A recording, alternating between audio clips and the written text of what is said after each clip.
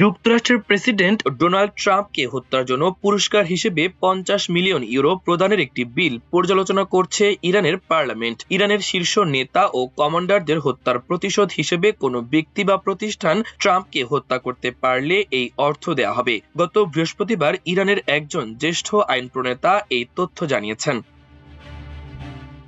ইরানের পার্লামেন্টের জাতীয় নিরাপত্তা ও পররাষ্ট্রনীতি কমিটির প্রধান ইব্রাহিম আজিজি রাষ্ট্রীয় টেলিভিশনকে বলেন, গত মার্চের যুদ্ধ শুরুর পর থেকে আইন প্রণেতারা বেশ কয়েকটি বিল তৈরি করেছেন। এর মধ্যে একটি হলো সামরিক ও নিরাপত্তা বাহিনীর পাল্টা পদক্ষেপ। আজিজি জানান, আমরা বিশ্বাস করি যুক্তরাষ্ট্রের ওই নরধম প্রেসিডেন্ট, অশুভ ও কলঙ্কিত জায়নিস্ট প্রধানমন্ত্রী এবং সেন্টকম কমান্ডারকে অবশ্যই লক্ষ্যবস্তু করতে হবে এবং তাদের বিরুদ্ধে সমতুল্য ব্যবস্থা নিতে হবে।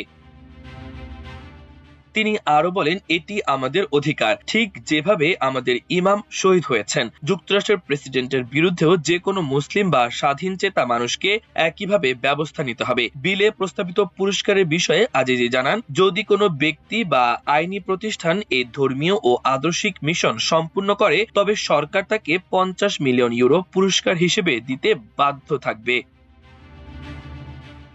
এর আগে মার্চের শুরুতে ইরানে মোবাইল ব্যবহারকারীদের কাছে একটি গণ এসএমএস পাঠানো হয়েছিল।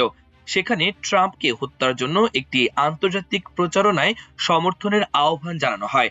তেহরান ভিত্তিক সংবাদ মাধ্যম দিদবান ইরান জানিয়েছে, এই প্রচারণায় ইতোমধ্যে প্রায় 2,90,000 মানুষ সমর্থন জানিয়েছেন এবং সংগৃহীত অর্থের পরিমাণ $25 মিলিয়ন পৌঁছেছে। গত ফেব্রুয়ারিতে ব্রুকলিন আদালতের একটি ভিডিওতে দেখা গেছে, ইরান সংশ্লিষ্ট এক ব্যক্তি 2024 সালে ট্রাম্পকে হত্যার পরিকল্পনা বর্ণনা করছেন। নিউ ইয়র্ক পোস্টের প্রকাশিত ওই গোপন ভিডিওতে দেখা যায়, ওই ব্যক্তি দুজনকে ভাড়া করার চেষ্টা করছেন এবং একটি ন্যাপকিনের ওপর ভ্যাপ পেন রেখে তার টার্গেট বা লক্ষ্যবস্তু চিহ্নিত করছেন। এছাড়া 2024 সালের নভেম্বরে মার্কিন বিচার বিভাগ জানায়,